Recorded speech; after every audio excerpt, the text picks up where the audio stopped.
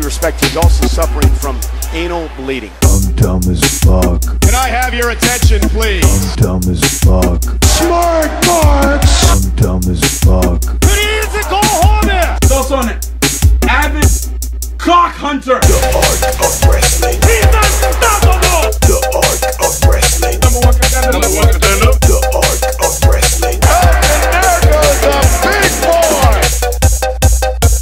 The art of wrestling. Keep it up, my nigga! The art of wrestling. You're gonna have to deal with it. The art of wrestling. Talent is not sexually transmitted. Me and my friend Mark, we're gonna start.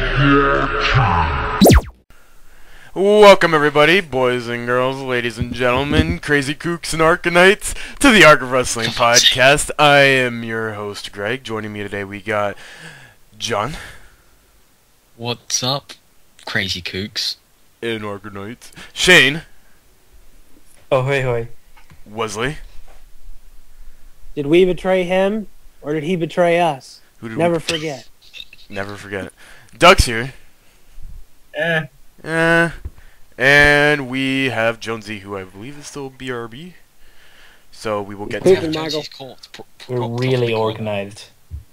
Yeah, we are very organized tonight. Like we were kind of organized last night when we recorded our WrestleMania show, and it ended up fucking up. So it ended up going over so well. As a That was treat, the best podcast we've ever done. As a- You wouldn't be able to hear it. Yeah, thank God it went out. as a treat to you guys, for the first time ever, we will be covering WrestleMania and the night after WrestleMania, Monday Night Raw. I think this is the. I don't think we've ever recorded an episode for the night after WrestleMania. I should probably know. You should probably fix that. Some of the podcasts. I know we've talked about it in the past on like the next podcast where we'd have to like cover like last week's Raw was great, but this week's Raw sucked. Yeah. So guys, as I'm still trying to get over crazy bad allergies, let's start talking about WrestleMania, right?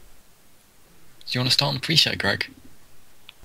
Start with the pre-show. We got Tyson Kidd and Cesaro defending their tag team championships in the Fatal 4-Way match against the New Day of Kofi Kingston and Big E, Los Matadores, and the Usos. Sorry, I think you mean Jimmy Uso. Oh yeah. No, it's Hurt Uso and not Hurt Uso. So they take On the crapple? They take Jey Uso. If you don't know, Jey Uso got injured about a couple weeks ago at a house show, I believe. And they take him out very quickly, very early and quickly in this match. I believe it was Cesaro who takes him out. This was a fun match, from what I can remember. There was it was your typical, tag team, big spot fest from all four teams. Well, 3.5, if you would say it that way. And Naomi filled in. Yeah, and even all their little sidekicks came in. Xavier Woods and El Torito, they all got involved in some fashion. Natalya, Naomi, big booty Naomi. What'd you guys like about this match? What were some of the big spots you guys remember? John? I remember this match being a carbon copy of the Fatal 4-Way match at SmackDown. Yeah. Like, nearly every spot was... Well, I want to say all the spots. There was a couple spots I could That's kind why of... I said nearly. Yeah, nearly. There was a couple spots that were new, but... Naomi dove over the top rope, I liked that. Yeah. She's crazy good. Unfortunately, most of her offense is butt offense, and I can't take her seriously. Yeah. No, and there was a lot of people who were still coming in at the time, so the arena was still filling up by the time they started the match, and I think by the end, at least, they were at a good number of people who were in their seats, ready to watch the show. Tyson Kidd and Cesaro retained the titles, which was good on them. I was hoping that they weren't going to drop it to the Usos, and they're definitely not going to drop it to the Matadors or New Day, especially for how weirdly they've been. Matadors or New Day. Especially for like they've been kind of giving New Day a rub here and there. But still, the crowd gives no shits. New Day. Sucks. So yeah, Perfect way to get the New Day over. what? We get a time machine. We go back to 1960. Done. Wow. Oh Well, my. they're black. That wouldn't work. Shame. Went early there. Went Early. quite early there. Early. We've opened a podcast with some of the most racist bigotry that you could. I don't even It know. didn't even come from John either. I know, right? Hey. I want 64 black. Hey, there we go. It's all okay now. My president's black. I don't give a shit. My president is black and my Lambo is blue. And my wife is black and blue.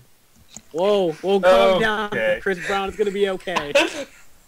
So next match, the Andre the Giant Memorial Battle Royal. What's the problem now? Nothing's a problem. What are you talking about, Jonesy? Everything's groovy. Jonesy has finally joined us for the podcast. Say hi, Jonesy. I have graced you with my presence. Yes, the Andre the Giant Memorial Battle Royal. What to say about this? There's a couple cool spots. By a couple, I literally mean a couple. There was two. What does a couple mean? A couple Gregory? is two. So yes, there was. I enjoyed how Adam Rose and Fandango eliminated themselves. They worked their way onto the apron and double kicked each other out for double elimination. We had a nice back and forth between Mizdow, Miz, and Alex Riley, which I appreciated. You know, building from the fact that the Miz and Alex Riley were tag team partners at one point. Riley was the Miz's bitch until Alex Riley decided to turn on the Miz and got literally probably one of the biggest babyface pops of his career. and then he went nowhere. And then he went nowhere with it after beating the Miz. And then he made his way to NXT, became an announcer, now he's currently in a feud with Kevin Owens. So he makes his way into the Andre the Giant Memorial Battle Royal, gets eliminated. As the match goes on, we get Hideo Itami, who also gets eliminated by Big Show. Tommy eliminates Bo Dallas, the only person he eliminates in the entire Battle Royal. Bo Dallas actually eliminated Zack Ryder, too. Bo Dallas had a great spot. That's how much Zack Ryder sucks. Yeah. So yeah, Big Show wins. Because you're just going to have to jump by the end. By the end of the last three people were The Miz, Mizdow, and Big Show. Mizdow finally gets the big, storyline pushing deeds and throws The Miz over the top rope, which leads to Big Show eliminating Mizdow for the heel heat in the win. And he is the second winner of the annual Andre the Giant Memorial Battle Royal. Do you guys... Yeah, at least with Cesaro, the momentum might have lasted. I mean, to be completely honest, now there's a lot of people who say that they, Mizdow probably should have won the match. I don't think with Mizdow's gimmick right now, seeing that this gimmick isn't going to last longer than for like another month or two, probably shouldn't have won what's supposed to be an annual event when you're just going to toss the gimmick in a couple months anyways. And that's my just personal opinion. I know a lot of people saw Mizdow as one of the most over guys in that entire Battle Royal, excluding Axelmania, Curtis Axel, who got eliminated at the very beginning of the match. He was over everyone for like 5 seconds. Yeah. Had a really cool spot where he surfed on the crowd in the ring. What do you mean nice. he surfed? They threw him out. No, but they walked him across the ring. They walked him back. So much they wanted him to crowd surf. Yeah. Yeah. So yeah, Big Show wins. I think there was no. He was gonna win it no matter what.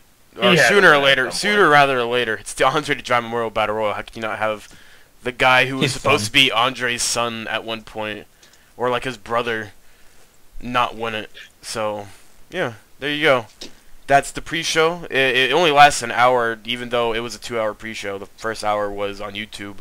It just showed a bunch of vignettes and video packages. So now actually going into the main show, guys, we open up WrestleMania, the actual show, with the 7-man ladder match. Seven. They kept making it really confusing because they always said Wade Barrett has to defend his title against 6 people. It's like, yeah. Is it 6? No, they no, just it's kept 7. saying the number 6. Yeah. Well, with how much? That's not really complicated. That's well, with how 1 much plus art- 6. With how much R-Truth was involved, it was basically 6 people. Yeah, so, what'd you guys think about this match? What were some of the spots you enjoyed? Shane? Well, I mean, it scared the shit out of me with that power bomb to Ambrose. Yes, that was really, really sick. At one point, I thought Ambrose must have cracked open, like, the bag of his skull, because he was asking for, the refs to check it.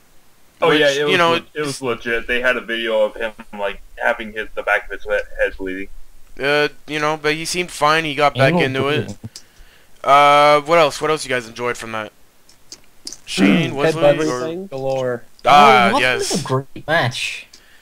It wasn't like the quality of like the Money in the Bank matches. It was a fun match, but it was fun. It was a decent opener. I can understand your point. It's kind of like, I've seen most of these spots before, but it's like really how it was a fun match because, when you have a ladder match like that and you do these big spots, it's very entertaining to watch, but when you've seen it so many times over and over again, you kind of hope that they would be kind of innovative, like, I'm not gonna put him over that much, but the Young Bucks, who are very innovative when they get into a physical environment like that, go watch their guerrilla warfare matches, especially the ones with the world's cutest tag team in PWG, right?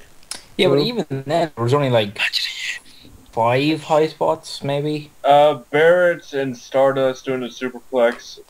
I'm not going to say innovative, because Barrett sold it the exact same way Dean Ambrose sold his to Seth's. Oh, and me talking about that, the secret word for tonight is Wrestlemania moment.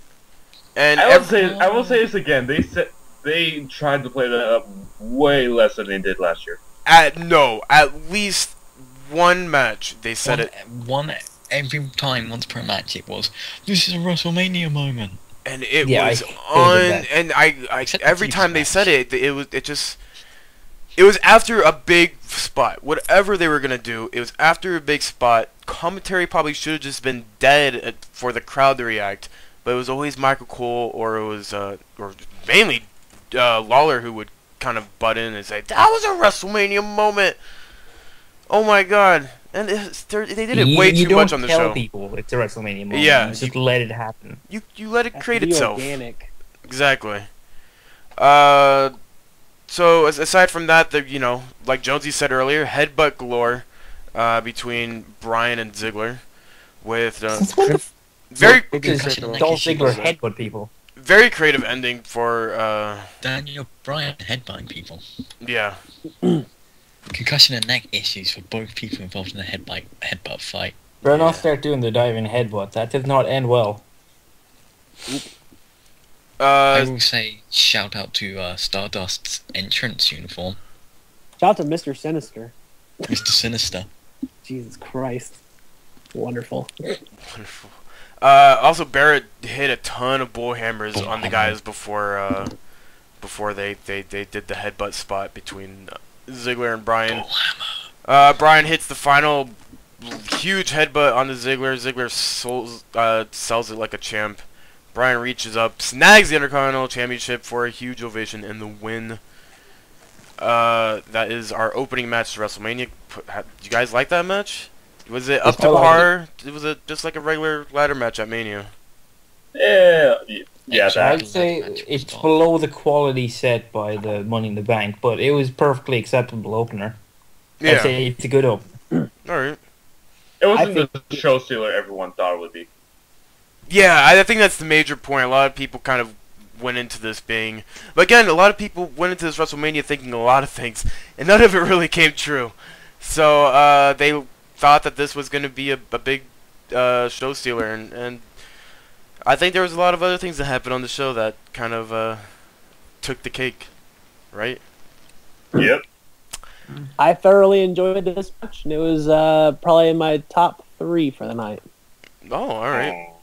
I'm surprised Wesley can still remember this pay-per-view. Oh, dude, listen. When Wes drinks, Wes remembers everything. Yeah? Wes, do you remember half the messages you sent me last night? Yeah, I do, John. Yeah, I do.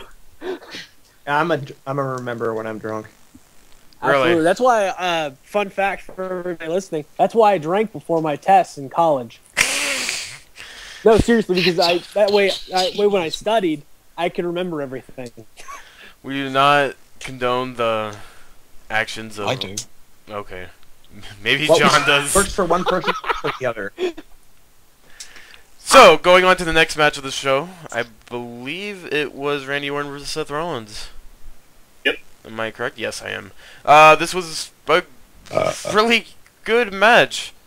Solid. I think I was the one who said that this was probably going to be the one that stole the show, and It didn't. it didn't. Yeah. No. No, It was just good. It was not special.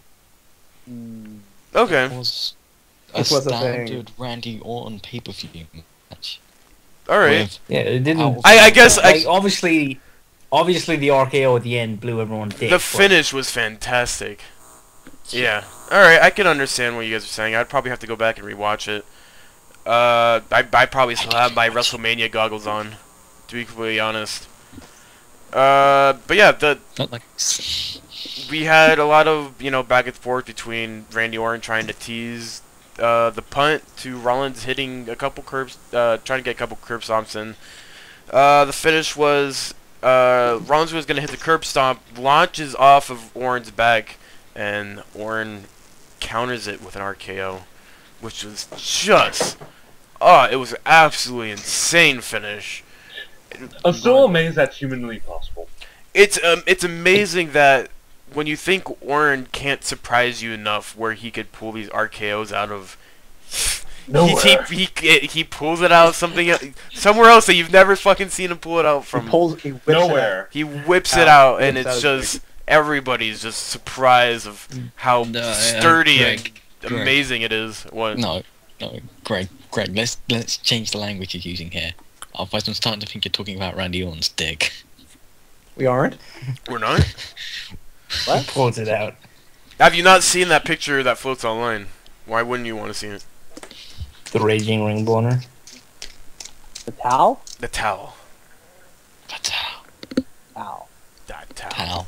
So yeah, the crazy finish is probably the highlight of the match. I would definitely agree with you guys on that point. I thought they were going to do the obvious and have the RKO from the Phoenix Splash. Oh, but imagine how Orton would have to have the timing would have to be pristine on that. He would have to be right there under Rollins' head when he was coming down from that. Because there's a lot for majority of that move. Rollins is still twisting his body into that position, and by the time he's about to hit the floor, he's already in that flat, ready to land. So Orton would have had to really cut it close to the mat if he was going to hit the RKO. It would have been impressive beyond all belief, but I like this spot better because Rollins just got so much height off of it, and that's how you create a quote-unquote WrestleMania moment. But you don't have to fucking tell everybody it is. Yeah. I'd say his feet were at least, 7 feet in the air. 7 feet. No, I said last night I said 8. Granted, I was very buzzed and very out of it at the night. It had to be more. It had to be like 8 or 9. Nah, it was 7. I'd say 7. It was 7. It was a good 7. I don't think he was much He was high. 2 feet over Randy Orton. No, well, because Orton was Orton was bent over. So when Rollins is jumping off Orton's back, he is half the height of what Orton usually is. So when he's standing, Rollins is already about maybe 6-7 feet in the air. Orton's only a good 6'4". I'll put up a GIF now. Yeah. No, Maybe. we're talking about the height of The height. Rollins Yes. at his peak, Yes. because then he's 8 feet. He's easily 8 feet. 8 feet. Yeah. All right, then I was right last night, and I'm people talking- called me stupid. I'm talking like the top of his head. Like the Oh no, yeah. The top of his head was like. Well, of course his head's gonna be up high up there because it's the top of his fucking head, but Oh no, dude! can't where his Dude, feet his is. feet was only like Oh, who fucking cares? 5 feet in the air. Yeah, he was okay. He was a good 6.5 feet, 7 feet in the air. Oh my I'm god. fine with that. No, it's about 5. We are debating something that doesn't matter. 5 feet. 5 feet. Okay, With the paint saying it was cool. It was cool. He got a ton of air. The RKO was perfect. Everything it was flawless. I don't think there was a lot of mistakes in the match that I can remember. Yeah, good on them for putting on a great match. Sting, Triple H. Granted, before this happened, they pointed out Ronda Rousey. That's for later. So I missed the entrances for Sting, Triple H. You missed a doozy. They were bad. They were bad. Whoa. I've heard people praise it, and then I've also heard people say that they were really stupid entrances. Wait. Or at least Sting was. At least Sting's was. At least Sting's was. I was watching with friends who weren't wrestling fans, and it was stupid. Okay. Sting's was alright. Triple H's was cheesy. Triple H could have been better. Triple H's are always cheesy though. Also, guys, I have to interrupt. Yes. Successfully continued recording. Me too. So people, I've heard people complain about Sting's because they didn't really understand what Sting's entrance had to do with his character. Japanese theme drumming. Yeah, I didn't get it either. I didn't mind, but I was like, what the fuck? Yeah. I didn't see it, so I don't really have an opinion on it. I'm probably not gonna go back and watch this match, to be completely honest. I have an opinion of this match. And it's the opinion that my brother has of this match. Okay, do you have an opinion about this match before everything went down? No. Okay. It was alright. It was okay. Sting looked good. He was in his singlet. He did a drop kick. He did a drop kick. He did a splash from the top rope. He hit the scorpion. What the fucking thing is called? Deathlock. The deathlock. Yeah, no, not the death drop. The deathlock. The laziest sharpshooter of all time. Granted, Sting has some bad knees. That's why. But it was always bad. It was always. I mean, yeah. So that's why there's a lot of people complaining. Just remember, Sting has some bad knees. He did it later, but that's because he fell backwards. Yeah. So, how about you guys talk about what happened? And I need and utter bullshit to make this good. And I need a cough up a storm. So I'll be right back. All right. So okay, you got it. Yeah, I got it. Sorry, Shane. Essentially, this match, despite what Sting said on Raw, this match became WCW versus WWE. Despite him saying that would be stupid. Yeah. Quote unquote. Yes, that war that ended 14 years ago. As my brother stated, there was a disconnect between the way the match was built up beforehand to then the match actually happening. I'm still convinced that someone forgot to hand Sting the script, because, like, if you remember right, after that Steph went all on about WCW, just completely ignoring what Sting was saying. Yeah, it was bizarre. But essentially, first DX come down to help Triple H out. Quote unquote help. Quote unquote help. What just get their ass kicked. Sting dove off the top rope through them, essentially. Then the NWO came down to help Sting. With Triple H's best friend, Kevin Nash. And Scott Hall. And Hulk Hogan, you know, the original WCW guy. Yeah. And then NWO and Sting aren't exactly best friends, are they? I was waiting for the Horsemen. I was very disappointed. Just a reminder, DDP was in the city that day. Yeah.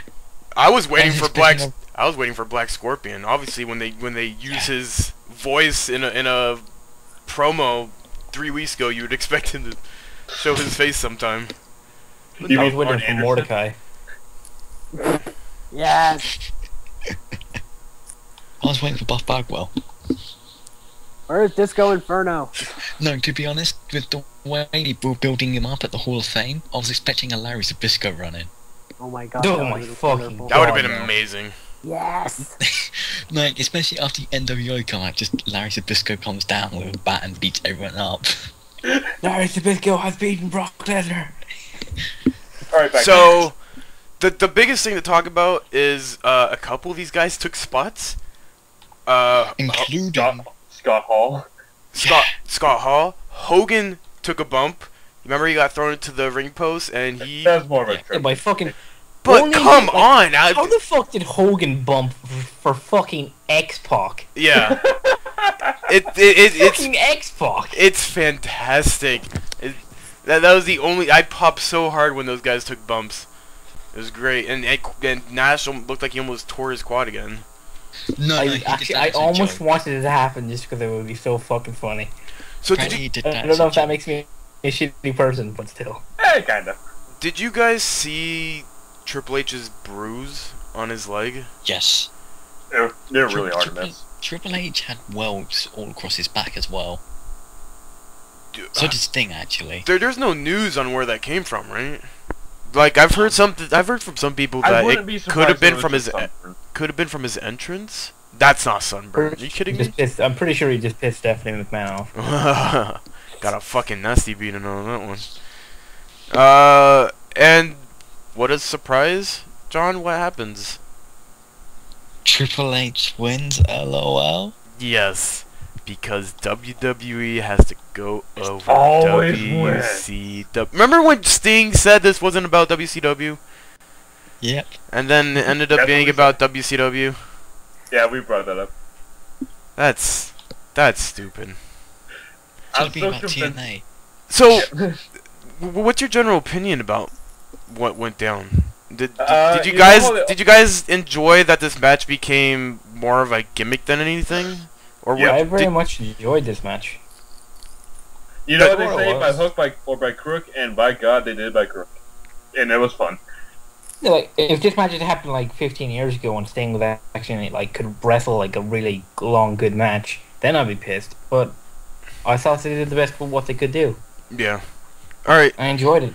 There was a point after Triple H got drop kicked from Sting, but Triple H's face probably just read, "Holy shit, he did drop kicks in TNA? Let's sign some of those guys up." Oh Let's man. sign Crimson. We got a backstage thing with Daniel Bryan and former Intercontinental champions as such as Everyone. Pat Patterson, Roddy Piper, Ricky Steamboat, Ric Flair, and Bret Hart all went up and congratulated Bryan. And we got Ron Simmons come in and do his damn shtick. I had two things to say about this segment. Yes. One, it was obviously the Ron Simmons segment. Two, it seemed to me that WWE realised why Roman Reigns was getting booed, so they did the same to Daniel Bryan to try and get him booed. No, not a chance. Not even what? fucking close. Did What what? does that even mean? Did what? Fucking everyone giving him so much rubs. No. That's not why That was people their- hate that was Roman their- Reigns. Yeah, that's not. I disagree with you on that Yeah, one. no, I'm doing it from WWE standpoint. They think we all hate Roman Reigns because he got the Okay, now rubs. that- I agree with you that there was that at a point WWE was kind of shitting on Bryan in the same fashion that they were trying to make Reigns look strong, but that was back in WWE Fastlane. I think this was just kind that was of a whole month ago. Yeah, that was a whole month ago. This was just to kind of get Bryan over. It was just to have a good moment, and then I guess I'm a bit It cynical. was, when it You're a comes to little bit. it was just WWE at the moment. it was just to go, hey, look, old guys. it was like, look at all these legends. I think it was a way to remind people of the legacy of the Intercontinental Championship. Look, here's all these legends who made this champion what it was, and now you have Daniel Bryan who's holding it. You know, let's create. Soon to be Sheamus. Yeah, we'll see. Let's talk about that later. Let's get through WrestleMania because we're already over the time I wanted to fucking wrap up the WrestleMania talk. What a surprise! I know, right? Paige and AJ Lee versus the Bella Twins. They had a very short. I don't even think it hit 10 minutes. Match. Oh, wait, 7 wait. minutes. Oh, wait, No definitely. one mentioned the spot of the night. Ric Flair chopping.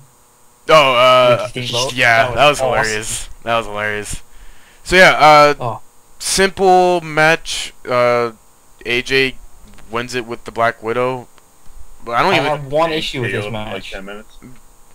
Well- I thought this was a fine match, but the random, just kind of out of nowhere, Nikki's finisher that was kicked out of for no reason, that's just stupid. But other than that, it was good. Yeah, I don't have much to say. It felt like any average Divas match on Raw. And I'm talking about when they just started putting effort into it. You know, you can see that they're they're getting spots in. They're giving a little bit more time. You know, probably not as much time as I wanted of a Divas match on WrestleMania, but well, I mean, they give it like 25 minutes to the next segment, so yeah. Second after that one. We got the Hall of Fame ceremony. People come out. Blah blah blah. Anyways, John Cena, Rusev for the United States Championship. fucking tanks. Fucking tanks. Awesome. And Centers all time. the Russian 10 army. out of 10. Obviously, it was funded by Vladimir Putin himself. Clearly. Yes. That is the real Russian tank. And John Cena getting Just sort of walked out. immediately. Yeah. John Cena had a propaganda video. Oh yeah, he had the American propaganda video And it With a pissed me lot off of the George minute- Bush. with a lot of Reagan. Yeah. Reagan. Yeah. It's It was the two worst presidents. you definitely got the vibe that Vince was probably the one who helped make that video, because Vince is very conservative. Like, there's stories that he has Fox News. He has 2 channels. There's like TVs everywhere in Stamford, Connecticut at their headquarters, and there's only 2 things that are on those TVs: the WWE Network and Fox News. And that's for Which is Vince. just a goddamn shame. Yeah, I know. So, yeah. This match. What'd you guys think of this match really quick? I thought it was okay. Anything that you guys Wait, can... what match are we talking about? John Cena Cena versus versus Rusev. Oh yeah, right. Sorry, I was thinking of the tank. I got lost. That's That's a good place to be. a good place to see.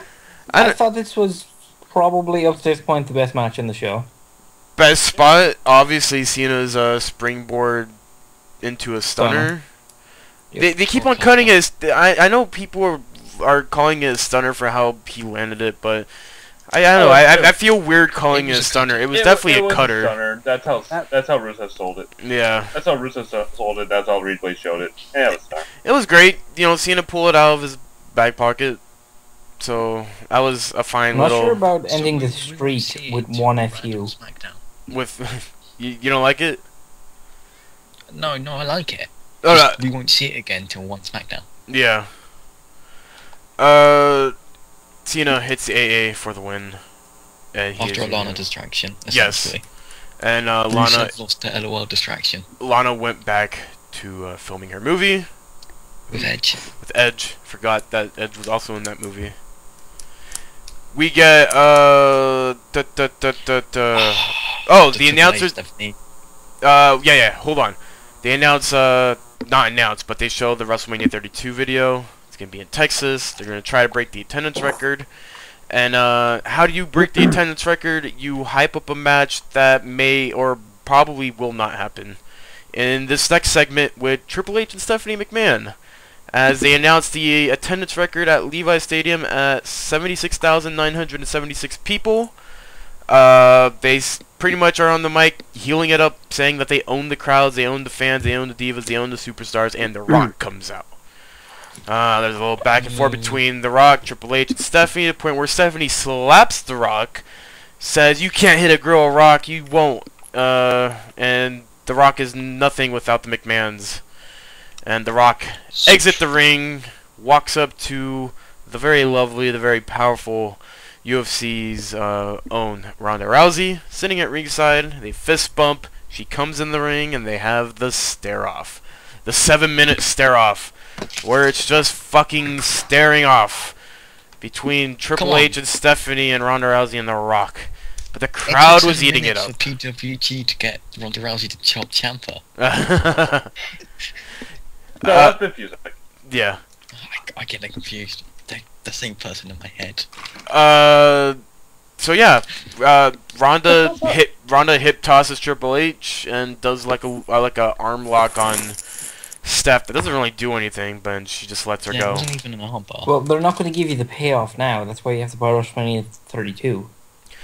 So yeah, this is the match. They're definitely gonna want to break the attendance record next year, and Well, see, the thing is, they don't even have to have Ronda have a match, they could have him in The Rock's corner against Triple H. Yeah, which is probably going to happen. It's Rock versus H.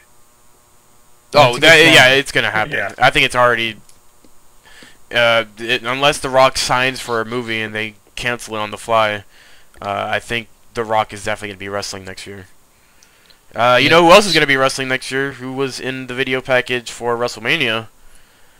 The Undertaker, and he wrestles in a match against Bray Wyatt. Oh wait, I've got another point to make on the last segment. Oh yes. Stephanie McMahon is probably the best heel in the WWE. Of course. She is so good. She is such a bitch. I believe I gave her my heel of the year. Did we even do that category? No. Nope.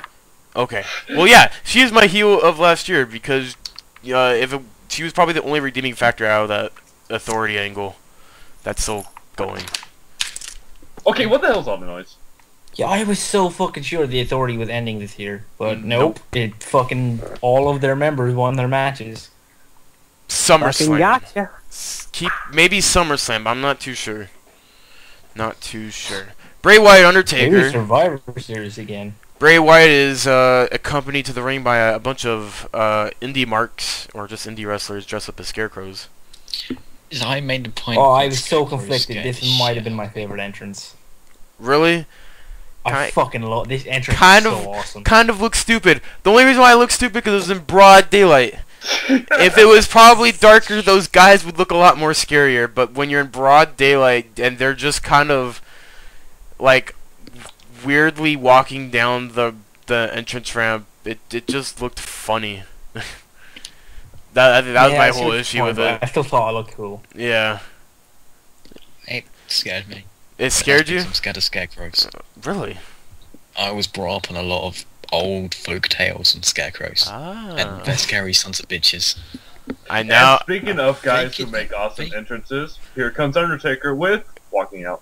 Generic Undertaker we got tonight on Did anyone else see the fucking guy who got under the camera shot? Yeah. It was amazing. He probably... Every time they cut to the stage before Taker came out, you could see that guy running back and forth.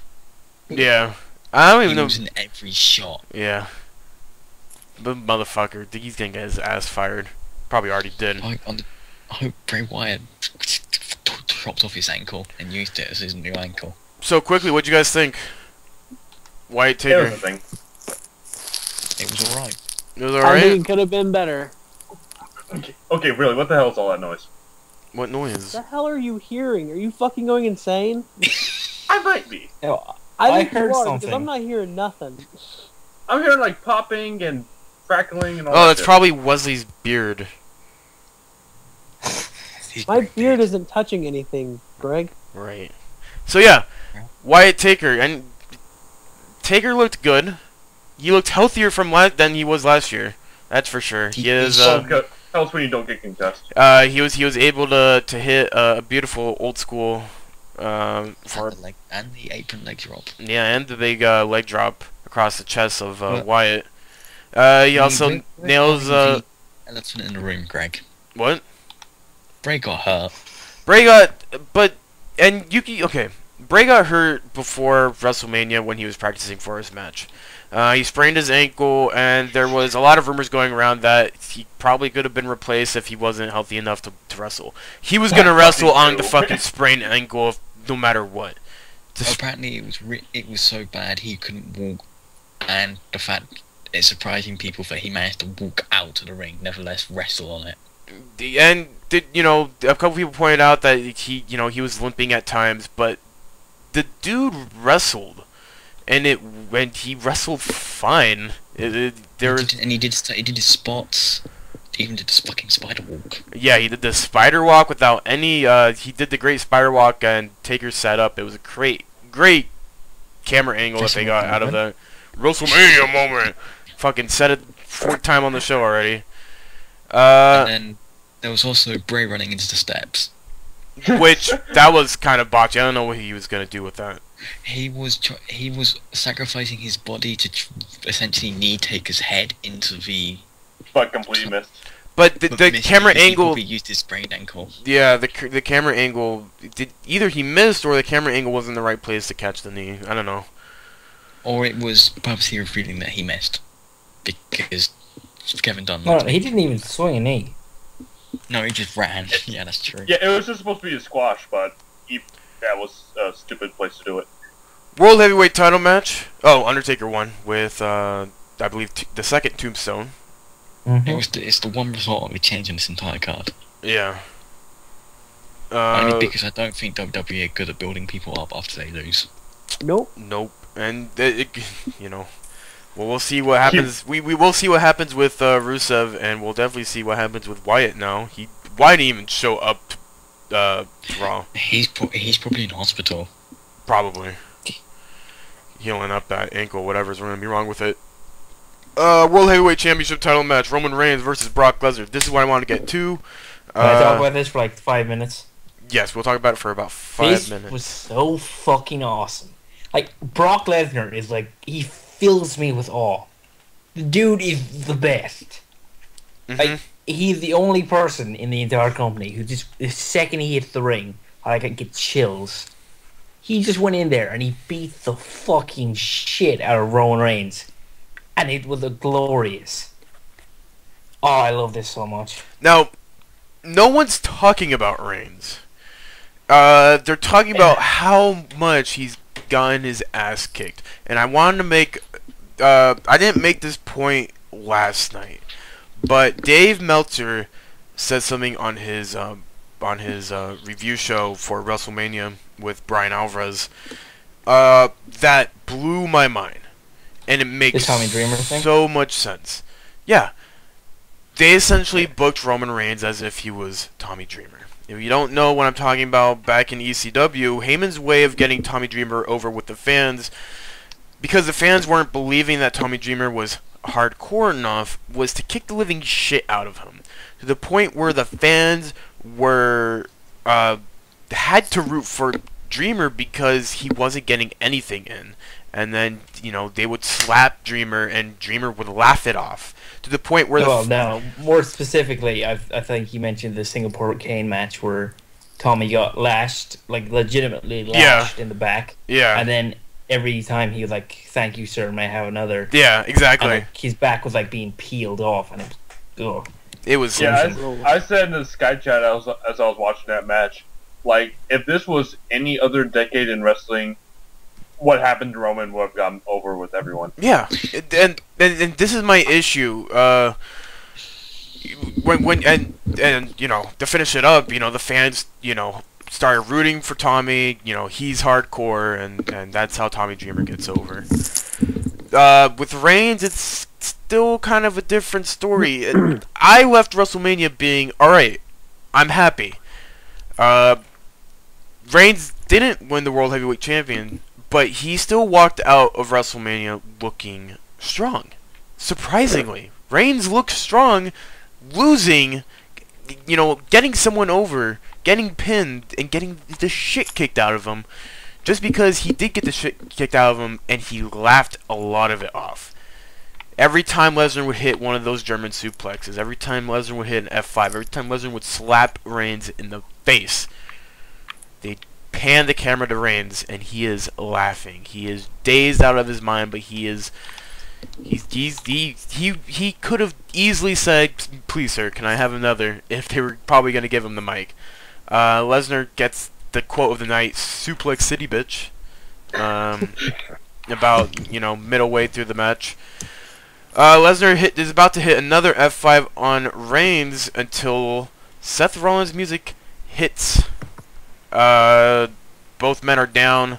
Rollins comes in, cashes in his Money in the Bank contract. Kicks Reigns out. Tries to go for a curb stomp on the Lesnar. Lesnar picks him up for the F5. Reigns suplex Lesnar. Reigns spears Lesnar. Oh yeah, Reigns spears Lesnar. Sorry.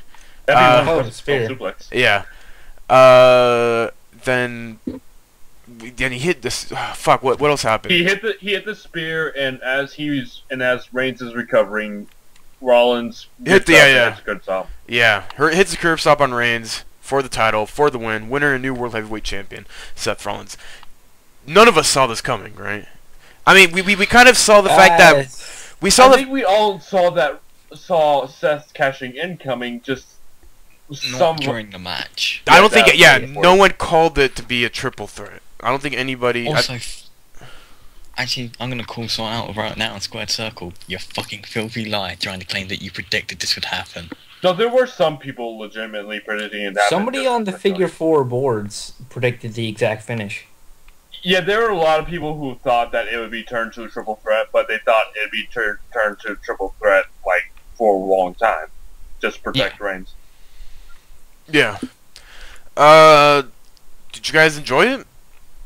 I liked it. Was the finish what we needed? I personally thought this was the perfect way to do it. They got all three men over. You get Reigns over, giving him the Dreamer booking.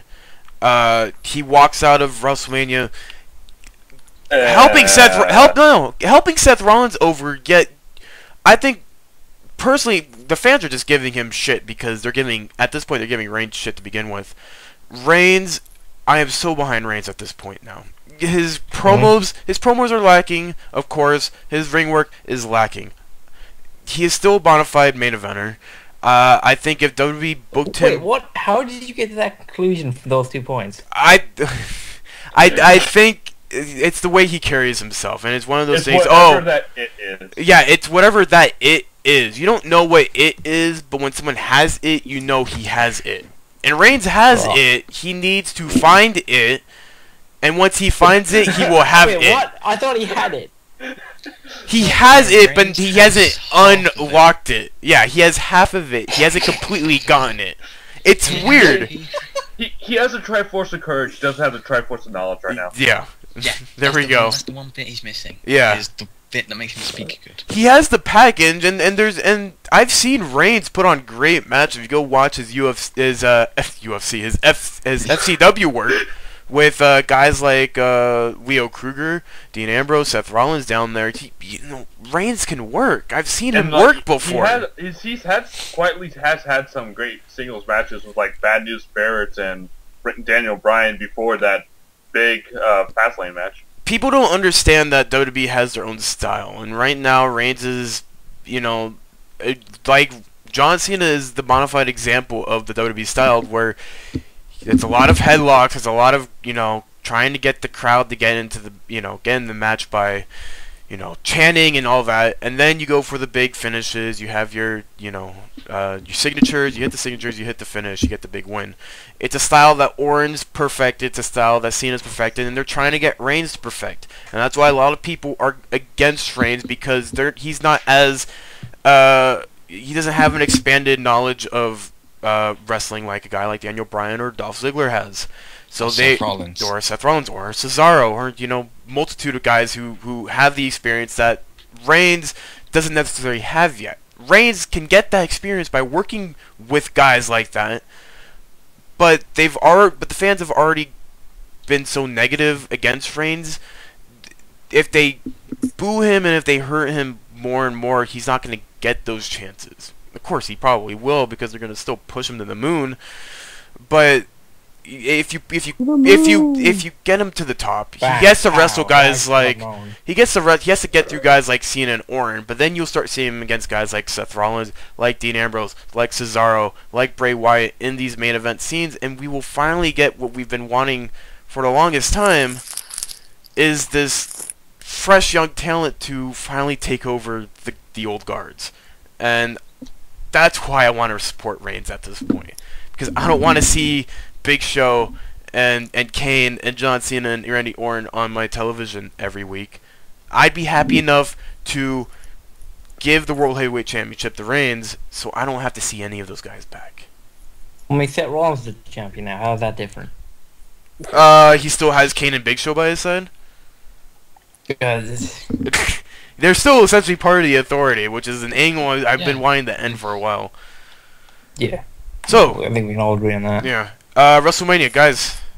Final opinions. Don't give me your shitty scores. Final closing opinions of WrestleMania. Wesley, since you gave yours last night before. Oh wait, you didn't give yours last night because you passed out like a motherfucker. Absolutely. What's your general final opinions of WrestleMania? How did you enjoy it? I enjoyed this WrestleMania.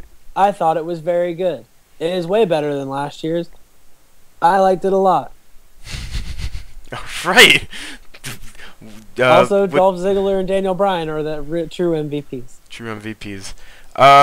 Doug, what about you?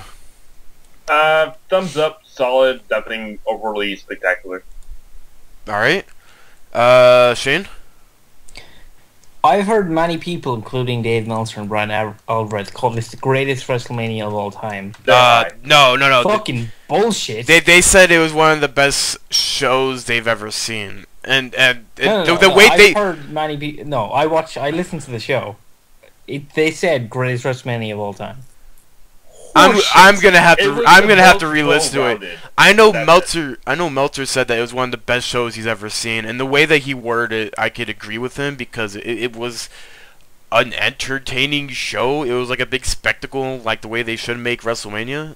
In that sort of sense, I agree with them. But I don't think they ever. In the description of the podcast, it says greatest WrestleMania of all time. You're gonna have to link me this podcast soon. Are you subscribed to F4 Online? You are? Yeah. Fuck, you motherfucker. I've been wanting to listen to those shows like crazy. Yeah. John, what about... Oh, yeah, Shane. This is nowhere near as good as, like, 19. That's my favorite. 19? This is maybe top... It's not top 5 for me, but it was a very enjoyable show. Alright. Is it 19 or 17 that the people... I thought that was 17. People enjoy both. Yeah. It's the fight between who likes 19 and 17. Yeah. Alright, all the way. John, what about you? This was a very good WrestleMania. It wasn't great. There were parts of it that were slow or unnecessary or too long. Cough cough music segment, cough cough rock segment. But you could recommend someone to watch it. It was fun to watch. It was easy to watch. It wasn't long, and it wasn't presuming that everyone has come to see this one person. People have come to see everyone. Alright. Yeah, this was one of the most entertaining WrestleManias I've watched. Mainly because my expectations were so low, and I don't think they were going to go any lower. So whatever they were going to present me either had to be good or had to be shit. It had to be to par of what they've been putting on Raw every week. So I didn't think that it was going to be a bad Mania, but I'm surprised for how good it ended up being. Were the matches phenomenal?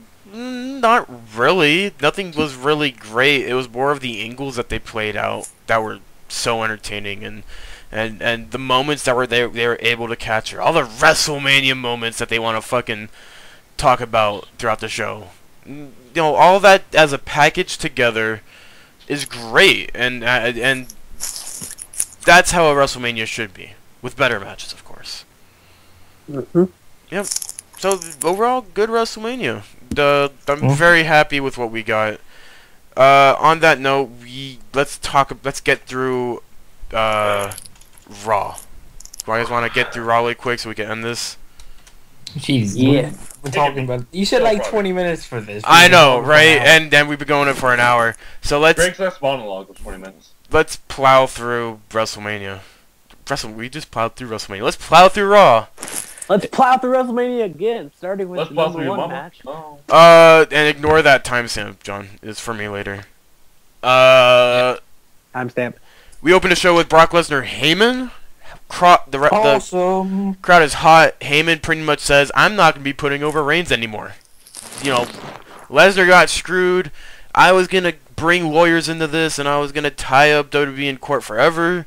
But Lesnar believes lawyers are scumbags, and that got a huge pop from the crowd. And he was going to invoke his rematch clause for tonight. Stephanie comes out, says, you know, you absolutely dominated Roman Reigns last night. Crowd is chanting Ronda Rousey. Steph asks if they want a rematch or not. Really pissed off, acting like she was a teacher or something, like a mom. She is. That's how she shuts down the crowd, because the crowd never seems to know how to respond. Yeah. It's like, just keep chanting, guys. They say stop because you said to stop. Yeah. Stephanie says Seth Rollins is still on his flight from New York City because he was on the Today Show, and he'll be here later tonight, and that's how we leave. So we got our first match. It's announced Daniel Bryan versus Dolph Ziggler for the Intercontinental Championship. Great match. Jobber entrances for both of them, which sucked because I wanted to see how pop the crowd was gonna be for them. Whatever. It was a great match, I guess. What'd you guys think of this opening match? It wasn't as good as their the thing on SmackDown they did. Yeah, the Gauntlet match. It wasn't as good as that. It was better than the last Raw they did. But I'm still waiting for a pay-per-view match between the two of them. Yeah. So we get the end of it. Daniel Bryan wins with they do the little headbutt back and forth, and Bryan comes back with the running knee and pins Ziggler to retain the Intercontinental Championship. And then Barrett comes. He was at commentary. He comes out. And he was marking out the whole time on commentary. Oh, he was putting all the guys over.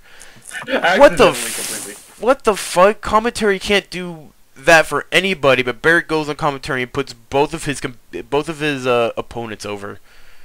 And then he starts bringing up the fact that he wants them to target each other's heads because it hurts their necks and heads, and they have. It was so good. It was great. Well, we know Barrett has a career in something after wrestling. Yeah. Yeah, marine biology. Marine biology. Yes. What? Bryan and Ziggler are not aquatic animals. He's forgotten everything besides mating patterns. So, Sheamus's music hits. He's coming out with sporting a mohawk and a braided charms in his beard. He's looking like the guy from Mercenaries 2, if you remember that game. How can you guys? Yeah, that game was awesome. How can you guys have not liked how Sheamus looked coming out here? He looks. He dyed his hair. He dyed his hair a darker red. He looks like a straight up badass now. It was the pirate. It was the beard in his beards. I like that shit. Made him look stupid. I like that shit. That shit looks so good. Looks like a pirate. I'm fine with that. I love part. I'm the Irishman here. He looks stupid. Fuck you, Irishman. You don't know anything. I know Irishman. For the first time in Sheamus' career, he looks like a Celtic warrior. That's how I'm gonna. Fuck you know what a Celtic warrior looks like. Have you Fuck had a personal encounter? Yeah, Mr. California man. I've seen America's take on Irish culture. I've seen Braveheart 17 times. Yeah. Listen, I know what I'm talking about. Oh, he's Celt's blonde. No, fucking Mel I've Gibson seen had the black Boston hair. Celtics mascot. You shot the Larry Bird. Anyways, I completely support how Sheamus looks. I think he looks completely different. If he came back with the regular spiky red hair and his fucking handlebar mustache, I think a lot of people would have just been complaining, oh, this is just generic Sheamus. We got to deal with this bullshit again. Even if he was going to turn heel. No, he looks completely different. He has a brand new attitude. I am stoked to see what they're going to do. And they announced a tag match on SmackDown, which I am not going to miss. It's going to be Bryan and Ziggler versus Sheamus and Barrett, and I think that's going to be phenomenal. Can I say something real fast? Yes. Sheamus looked like an extra from that Vikings show that's on A&E or whatever. Is it A&E? No, it's Discovery. Yeah, Discovery. No, History Channel, sorry. History Channel. That's what he looked like. I was like... It's on Discovery over here. Isn't the Home Improvement kid on that show? Yes. Jonathan Taylor Thomas? The older son, right? Oh, no, that's not him then. We get a tag match. The Lucha Dragons finally debut on the main roster, even though they've been wrestling on main event. And New Day, consisting of Big E and Kofi Kingston, versus the Ascension and Tyson Kidd and Cesaro. I had one thought during this match. What? Kalisto, don't fuck up. Don't fuck up, Kalisto. Don't yes. fuck up. And he did it, and he was surprisingly good. He got super over. Even commentary was fucking saying, "Oh man, this kid has a big career ahead of him." So apparently, maybe Vince was even putting him over. Mid-card. He's gonna sell so many fucking masks. I finally found my replacement. Fuck Mysterio. He could go kill another wrestler. Oh. So yeah. Boo. Boo. Lucha Dragons and the New Day win. The Ascension. Man, I feel bad for the Ascension. I don't. They deserve it. They got the High five. they got a lot of heat taken out from under them. Good. Yeah, I'm still you know. I'm still a fan of the Ascension. I like the Ascension as a tag team. They just yeah. they ruined if it they were good in NXT. Tag team. Yeah, they're It's just that for brawlers, you have to have a story behind you. You have to. Fucking have a story. Bo Dallas was also good in NXT. Look, that turned out. No, he wasn't that good. That's why the crowd turned on him. Dude, Bo Dallas was amazing. You shut your Bo mouth. Dallas was great in NXT. Bo Dallas was great because Oh my god. they realized how to build around the crowd's reaction rather than just ignoring the crowd. Something WWE does a lot, you know. That's why NXT is so great. They build around what the crowd reacts. So if the crowd starts acting negatively towards someone, guess what? That person ends up turning heel in a couple weeks. Anyways, so yeah, let's keep on moving on. Adrian Neville gets a vignette. Da da da da da. We got Brock Lesnar. Oh no, not Adrian Neville. No. Hold on. It's Adrian Neville right now. He has not debuted yet. We will get to that soon. Brock Lesnar and Paul Heyman head to the ring. They are looking for Seth Rollins. Rollins comes out, says he's a little jet lagged. So he just spoke with Stephanie before coming out. He's gonna be off tonight. His foot still hurts from the curb stomp he hit on Lesnar and Reigns. And then so what does Lesnar do? What a stupid mistake. Yeah. What does Lesnar do? Fucking murders everybody. Everybody. 10 trillion stars. All of the stars. Wesley, good. Wesley, who did he end up killing tonight? He killed Michael Cole. He killed JBL and Booker T pretty much because he flipped a fucking table on top of them. J&J. And he killed a poor little cameraman. He also killed Joey Mercury and Jamie Noble. So that's what? Seriously, 1, that poor 2, cameraman, 3, 4, 5, 6. That's 6 people. 6 dead people. On Raw. And Michael Cole's shoe. Yeah, and his poor shoe. That's 6.5 people. Rip Michael Cole's shoe. So yeah, this was probably a way to write off Michael Cole. I'm thinking. What's going on with him?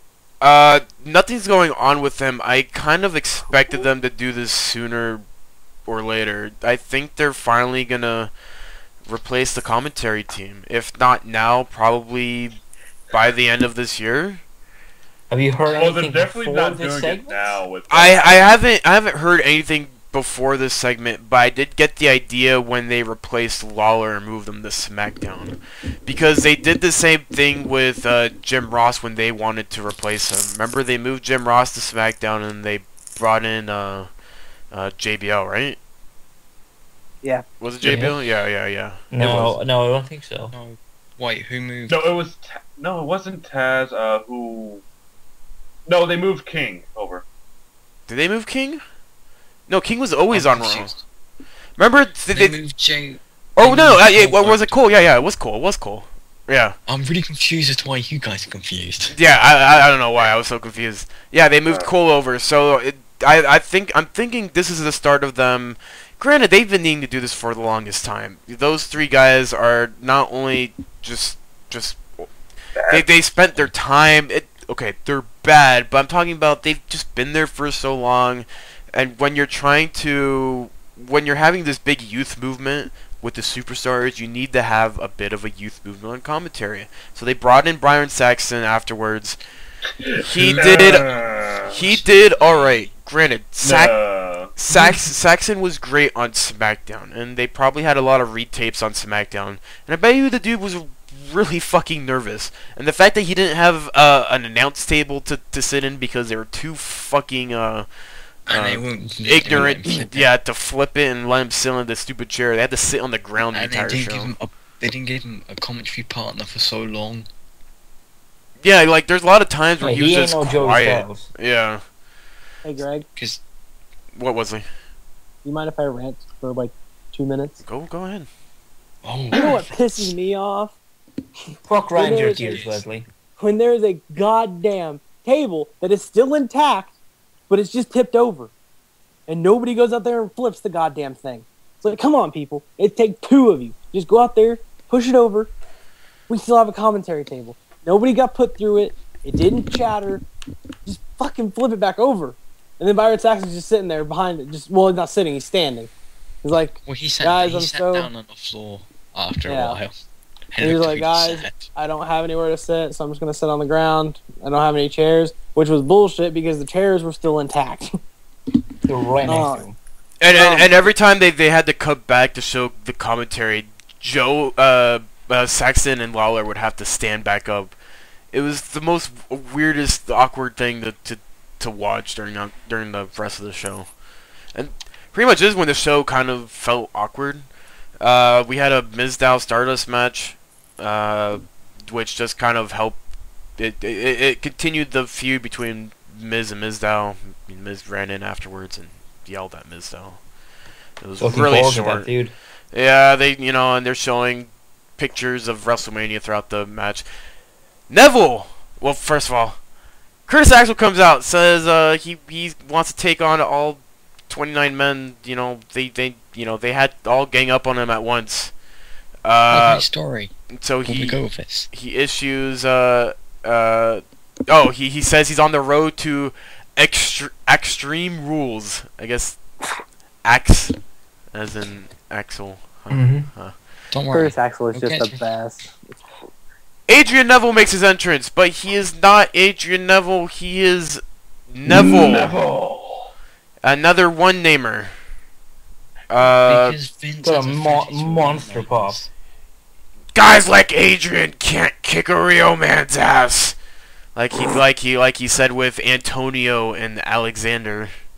It's like Rusev, I can understand making him just one name to like dehumanize him, and Big E, there was no reason to have Langston.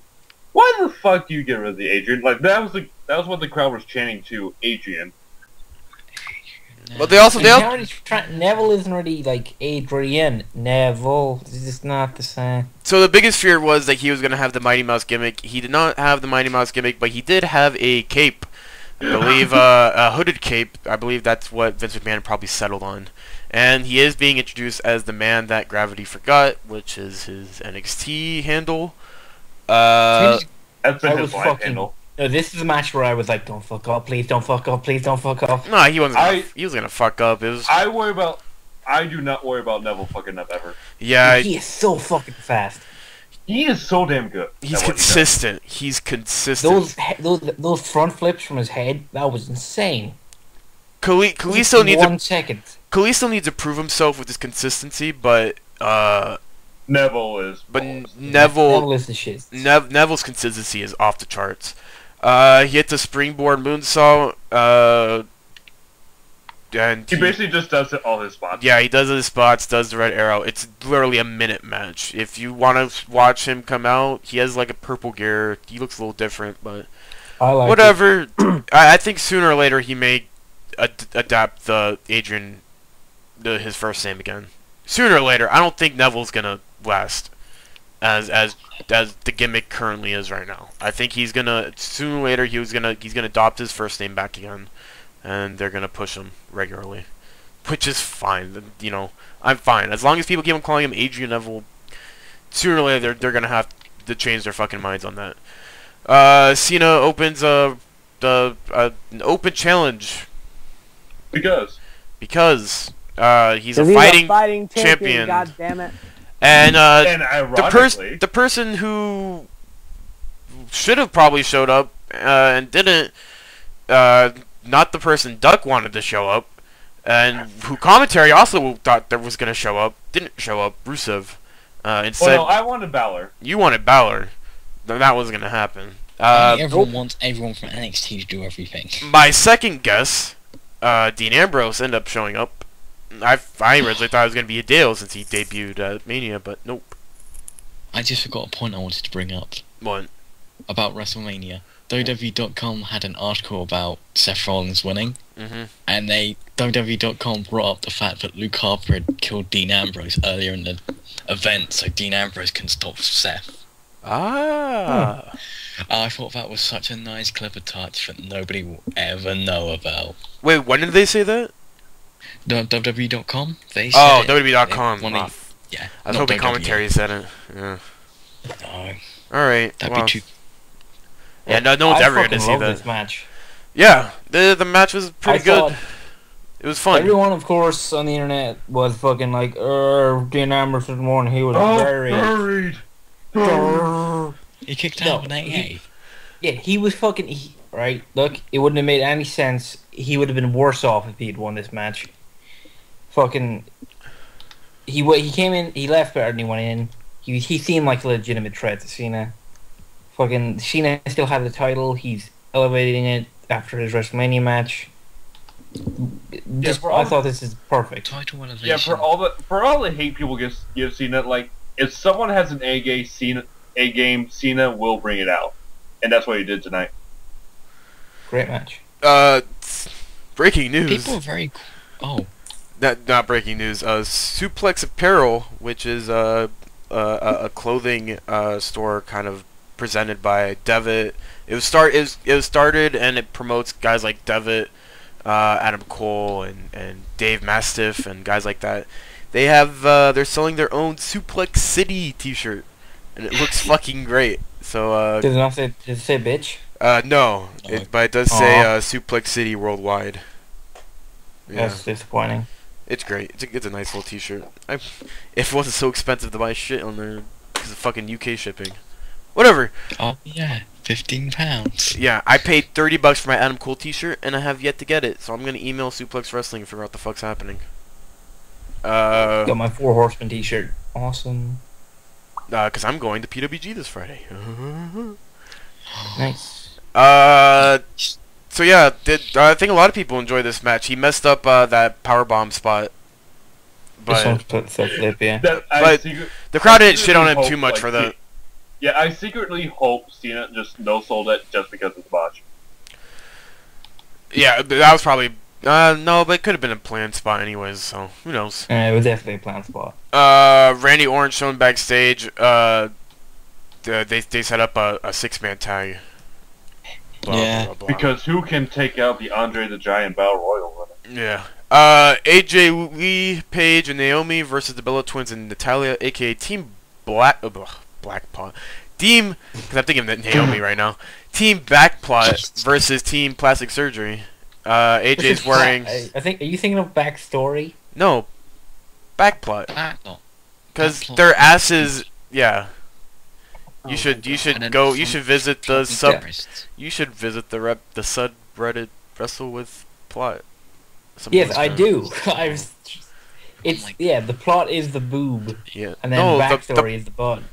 No, the plot is just Yes. whatever is hot. Oh my god. Whatever. We're getting. This is stuff we. Yeah. This is what happens when people get shitty team names. This was a Divas match. It was actually quite a decent long Divas match. 13 minutes. Natalia hit the awesomest German. Yes, on Paige. Correct. Shout out to the crowd deciding they wanted to chant "You suck, Cena. You suck, Brian. You suck," etc., etc. at the Divas. Punk. Oh, Yeah. No, Agent. that punk chant got quickly taken out. Yeah. You suck, kid. You suck. That doesn't punk. sound good. Yeah, you suck, kid. But then, like, the "You suck, punk" chant is like instantly got booed. It's like, what? You've literally just been chanting that at everyone else. But when it comes to AJ and Punk, oh no, you can't do that. Because people don't want to chant CM Punk. AJ's wearing a Bailey T-shirt. That was cool.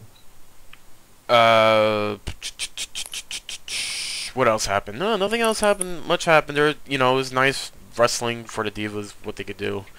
That was a really good match. That was probably one of my favorite matches of the night. Really? Yep. All right. I mean, it's not hard when there's only 8 matches.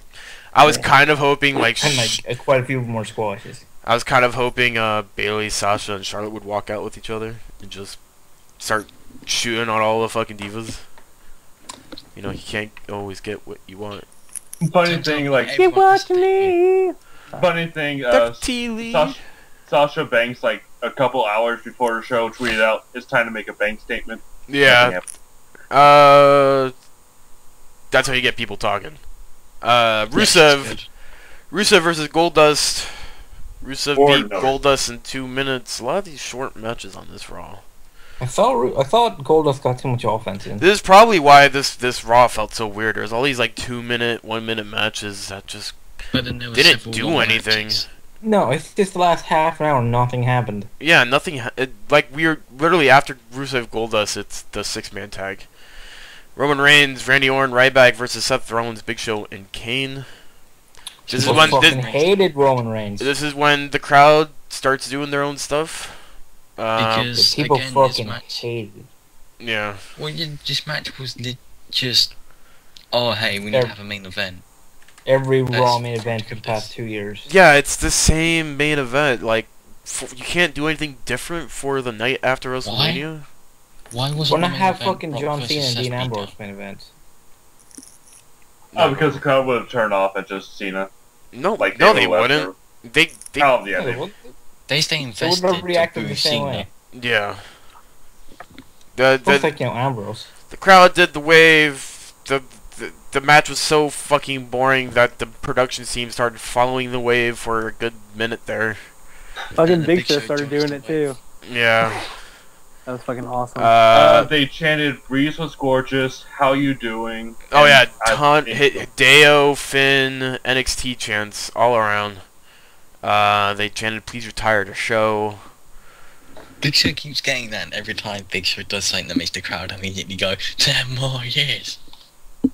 Because he was at the NXT house show, the first one, I think.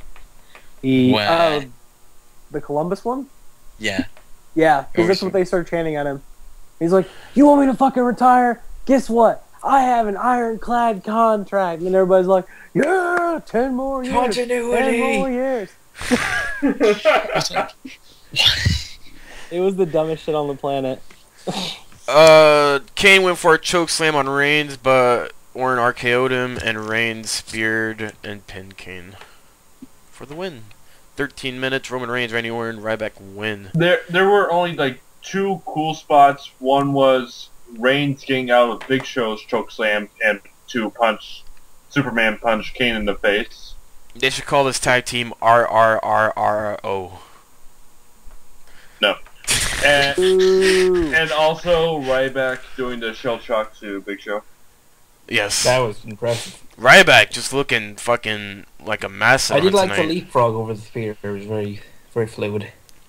And after Raw, Sting was in the ring. and then Bo Dallas interrupted Sting. Yes. Oh, Dallas is now dead. Hit the Scorpion Death Drop, and that's That how was we literally it. end That was everything. pointless. Be Guys! careful, Dallas is a nerd. We're at the end of the podcast. Final thoughts on Raw and the general WrestleMania experience. Some good shit, Michael. Good shit, Michael. John, how about you?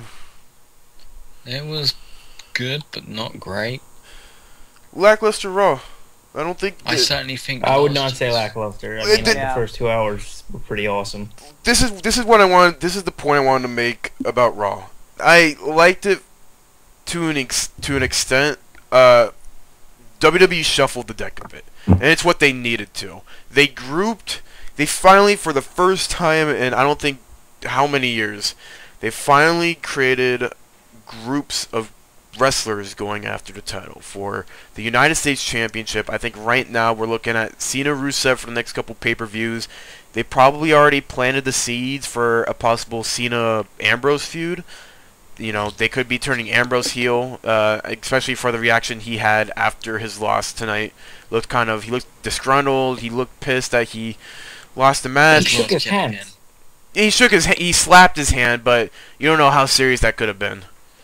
For the Intercontinental Championship, what you got? Ziggler, you got Barrett, you got Sheamus. I wish they could throw a couple extra guys in there. You get a little SmackDown 6 thing going on. For the World Heavyweight Championship, what you got? Orton, you got Reigns looking at it. Lesnar still has his rematch. So you have these little tiny groups of wrestlers who are going after the title, and this is what we needed. You know, finally they're actually putting effort into pushing the title, and guess what? It's decent. I'm actually excited to see what they want to do with these titles going forward. Tag team division got a bit of a boost tonight as well. That's pretty good. Yeah. So, But see, the thing is, I'm always super optimistic after the show every year. But then by the time after SummerSlam, I'm like, ugh. yeah. But no, I usually the time I start feeling down is the show after the Raw when they come back from England. Yeah, Like like the England Raw is always like super. This like or you could just say Extreme Rules because sometimes Extreme Rules can be entertaining. No, I remember last year it was a pretty good product up until SummerSlam, and then it went to shit. No, there were some dead moments during Payback and Battleground that I can remember. But the ads, those pay-per-views are never. There's a history of being dead. Yeah, those pay-per-views are never booked properly. I wish they would turn at least one of them into like the King of the Ring tournament or something. Battleground sucks, but you did have the Evolution Shield match at Payback. Yeah, that's true. Yeah, I remember. Yeah, I don't think they're gonna have a big match like that on this pay-per-view though. Oh hell no. We'll see. Well, you might get Reigns versus Rollins. Guys, let's do our pop up and botch and end this. Oh wait, first I want to say big news coming out of this morning actually after a press conference Vince had. NXT monthly specials. Yes. Wow. I wanted to get a quick opinion from that. So from you guys. conflicted. So conflicted. I know. Yeah, me and Shane are the exact same. The only thing why I could think it's good. The NXT title is going to be defended on a much more consistent basis, and that means that the product's going to be up to date more as well. So they're going to have to do one taping and then a special, and then another set of tapings and then a special, and another set of tapings and then a special. Yeah. We're not going to be waiting. We're not going to have like 2.5 months worth of tapings and then finally get the special that I've been waiting for. And, you know, the title will be defended a little bit more, which I'm happy for. Maybe we could, actually milk out a Solomon Crowe Kevin Owens match after all. Who knows? Yeah. Who knows? Fuck you, Wesley. There's a lot of things before that match can happen. Pop and botches. Who wants to start up? Not me. Doug, go. Damn it. Pop,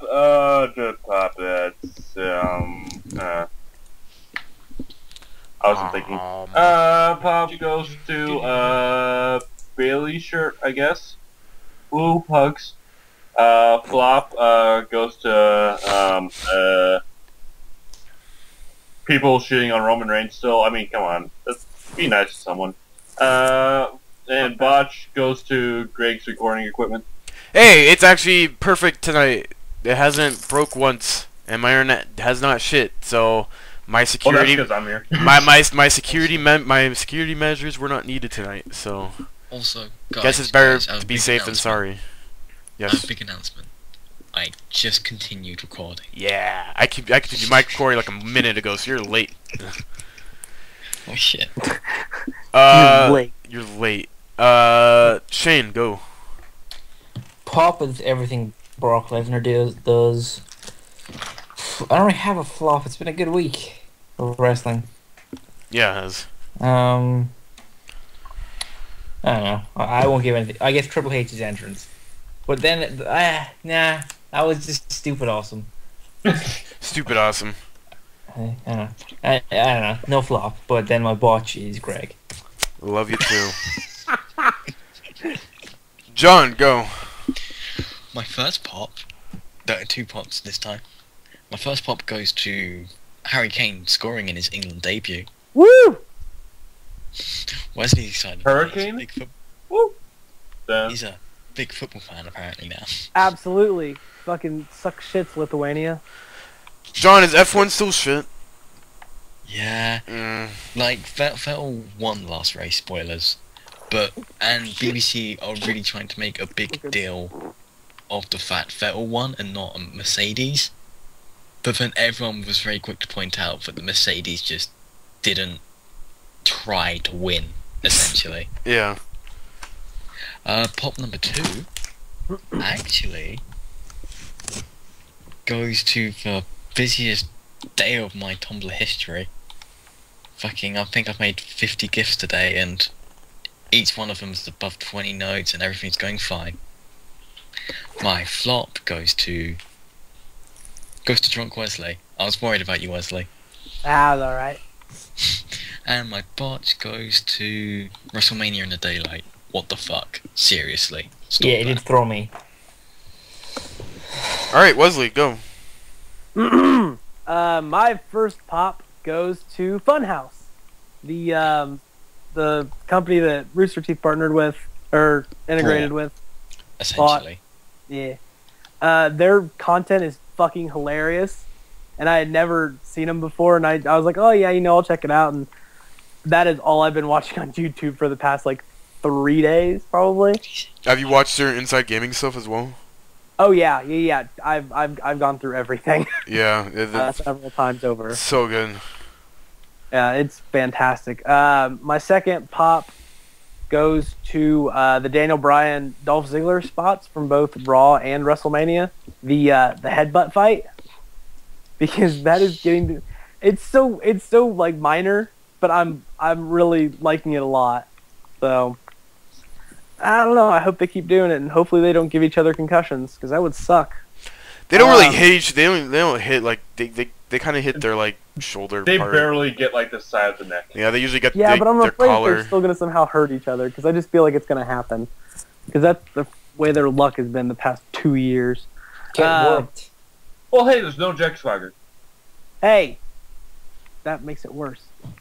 My third pop goes to Red versus Blue for what they're doing with season 13. Yeah, because they're fucking teasing us hardcore, and it's really making me pissed off. But I'm gonna watch it anyways, because I'm a goddamn. They're at season guppy. 13 already. Yeah, I think I watched up to season 9 and I stopped watching. Season 9, season 10. Nope. Season 9, season 10. I stopped when Mania Owen became like fully integrated. So you stopped when it became really more action-y. Yep. Yeah, I stopped when they cared about being serious. Wow. Wow. I mean, You're they always terrible. kind of cared about being serious. Yep. I know, but not like to that extent. Come on. The when their production values started going like through the roof. They I don't know. They didn't have to make shitty jokes about perspective and Yeah. hey, is this a warhog or is this a puma? Yeah. But But I kind of like that shitty perspective stuff. It was fun and entertaining at the. I will still say early Red vs. Blue is like the most cleverly written comedy of everything. What about that time that Jimmy got beat to death with his own skull? How is that not the funniest thing on the planet? That was Red vs. Blue, you idiot. But I digress. Let's see, that was my pop, my flop. My flop goes to me for the amount that I drank last night. Jesus Christ. I could not move today. And whenever I got mobile, I couldn't stop throwing up. So that was great. So, shout out to me for not realizing, hey, maybe you shouldn't drink that much. But then I'm like, oh, hey, I didn't give a fuck. And my flop obviously goes to Greg. Love you. You're fucking, you and your laptop. Wesley, you fucking passed trying out to continue. so you don't get to say anything. You weren't there for all the bullshit that happened afterwards. I mean, technically, I was here. No, you weren't. I just wasn't talking. You were not conscious, so you were not here. I mean, technically, I was conscious. No, you're on a not. higher plane. No, you weren't. When sleeping is the definition of sleeping is being unconscious. I could see you, Greg, while I was sleeping with my third eye, Wait, because what? I'm that in tune with my own soul. When you're asleep, you're unconscious. Can we stop this hype bullshit? So yeah, who's next? I am. My pop goes to Mania and all that. I was very happy with how everything went down, and I need to catch up on my independent wrestling because I know I missed a lot this weekend. I'm also really wanting to get into ICW, which is the what is it? Irish Scottish wrestling. Scottish. It is the Scottish wrestling. Bram just debuted. Motherfucker joined the 55. So you know that's looking all cool and shit. I also want to start watching Progress Wrestling and fucking finally see what Jimmy Havoc's all about. Been watching a lot of his heel promos online and a couple of his matches. The dude's phenomenal. Like I don't know. He's also in IPW UK. Is he? But I don't want to watch anything booked by Russo, to be completely honest. It's not booked by Russo. Russo's just there as a consultant. Oh, he's Not there. even as a I thought he was consultant. booking. I know. It's I know. He had that match booked against Grotto recently. It's a Straight up. storyline thing. He's not really booking. Okay, well then I'll probably keep an eye on it then. Flop goes to Mike. Fuck Mike. Yeah, Weren't we suck supposed it, to Mike. announce things for the WrestleMania podcast, Greg? What? Weren't we supposed to announce things for the WrestleMania podcast? And the iTunes stuff? Yeah, we're Yeah. finally on iTunes, but it's not complete yet, so don't rush. So we're not. Go download every episode. This is why I'm saying fuck Twice. Mike, because he's taking his sweet ass time. I told him if you need help, ask for help, and he has yet to ask any of us for help. So he asked can me- he asked fuck me- off. He asked me for help for one day, and he said he will upload what he will do for once I upload. He was supposed to. But He was supposed to put up episodes 1 through 11 like a week and a half ago, and he's yet to do shit. And he's gonna come back. I'm Well, no, busy. And I'm like, well, We're on God, episode 32, Greg. you're on episode 32 already. Well, it goes to show how much Yeah, fucking not, I've not been. already. What? Not already. No, We've been stuck on 32 since the 27th of March. Oh, it goes to show what people have been telling me. God damn it. Wait, what are you Mike's talking about? Mike's just been doing. Mike just doesn't talk to anyone about it. He just does it. I Extremely told slowly. I offered him to do. I told him you do 1 through 11, and then I'll do the next 11, and then John will do the next 11, and we can knock it out in a good week. And he said, "All right, I'm gonna get episode 1 and 11 up." And then he just never told me anything after that, and so I just thought he was just not doing anything. Nope. Only the shows with me are worth listening to, really. Yep. Just saying. Shane, I love you. We keep complaining. Wow. Did I? Everyone does. Have I told you that I love you? You haven't. This is a big Love you moment too, for Shane. us. Yes. Oh, And yeah. my salty fuck you of the week goes to WWE and their WrestleMania moment bullshit. I hope commentary gets killed by Brock Lesnar again, so I don't have to fucking I see really him on hope television. your salty fuck you of the week wasn't going to Brock Lesnar to WWE this week for some reason. It's gonna. I think for most of, because I don't know what else to give it to. Wrestling outside of WWE has been excellent. Lucha Underground, excellent. NXT, excellent. Ring of Honor has been. Have you not seen what's his fucking Daxton Castle debut and his fucking entrance? So great. Unbelievable. That's the only thing I've seen from Ring of Honor recently because I just don't care about Ring of Honor anymore. Phenomenal entrance. He's like, he's like, he's everything I could ever hope for. And I hope he beats Jay Lethal for the television title. Of course you will. Oh. Wait, additional flop. The end of the Cage Ricochet match at Lucha Underground. Yeah, that was. Oh yeah, that. I still need to watch that casket That was- match. Oh my god. Yeah, I You still haven't haven't watched watched the it yet. casket match I yet? haven't watched it yet. The fuck is wrong with you? Yeah, I don't know. Greg, please. You're hurting my soul by not watching that. I know. Alright, guys. Stop it, soul. That's it for the Arc of Wrestling podcast. I have been your host, Greg. You know where to catch us. We are here every week. We are soon to be on our way to iTunes, but for right now, you know where to catch us over on youtube.com/Arc of Wrestling. If you want to join us for the Arc of Wrestling podcast, be a part, you want to talk with us about wrestling, message us over at twitter.com/Arc of Wrestling. Go check out our affiliate, Senshudo.tv. That is